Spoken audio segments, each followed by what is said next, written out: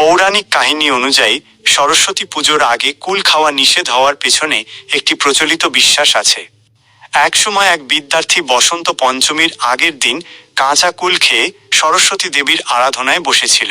কুলের টক রসে তার জিহ্বা ক্ষতবিক্ষত হয়ে যায়, ফলে সে মন্ত্র উচ্চারণ করতে পারেনি।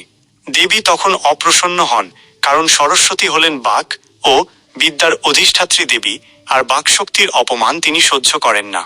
আরেকটি পৌরাণিক ব্যাখ্যায় বলা হয়, কুল ফল অপরিপক্ক অবস্থায় রুক্ষ ও তামসিক বলে গণ্য।